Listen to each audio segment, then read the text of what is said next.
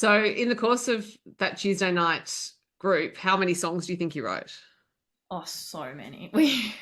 We wrote so many. Most of them would never see the light of day, but some of them were just beautiful songs. I remember, I think it was a couple weeks ago, I was in the studio with Rod, and we were talking about the songwriting class, and I was like, "Oh, Rod, do you remember this song that so and so wrote? They put down a demo for it, and we listened to it, and I was like, oh my God, I think that's one of the best songs that I've ever heard." And Wow. so, yeah, it's just crazy to, yeah, it was just it's so cool to revisit and feel those feelings again. Yeah.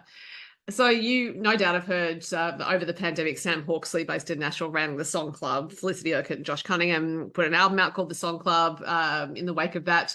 But I've now been hearing through a few different people about Gina's Tuesday night songwriting group, and there's one that's still going on. And it seems to me that that songwriting group has had at least the same kind of impact that that Song Club did in terms of output and development of the songwriters concerned. And certainly in your case, it seems to have as well. Yeah, absolutely. That songwriters group's really cool. I used to be a teacher for it.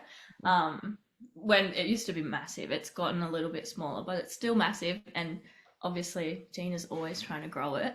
But yeah, I used to be a teacher in that class, and it's there's a lot of talented people in that class for sure. Well, I'd also like to take a step back and acknowledge the fact that you went in as a 14-year-old to that, not knowing what was going to happen, and then you ended up teaching it. Yeah, that's true. Pretty good.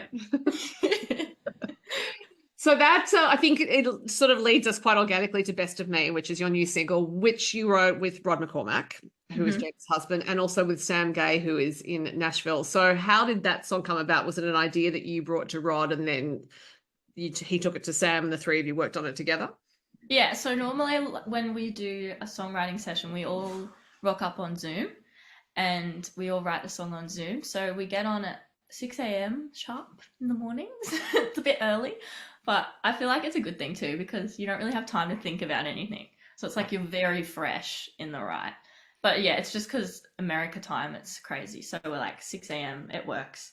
Um, so I went into the write because I wanted to write a song for my first release back because I haven't released in 2 years before this release now.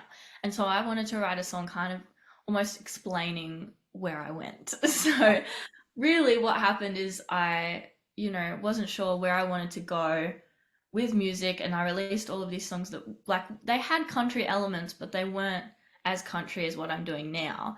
And I think I needed to go through that experience. But I just felt like I was very lost in that time. I didn't know who I wanted to be. And I was also finishing school at that time.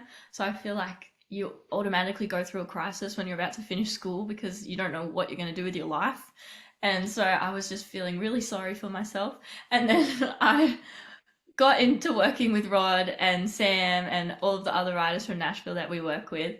And I really found where I'm meant to be. And that just made me so happy. So I wanted to write a song about those ups and downs in life and still trying to give everything the best that you've got.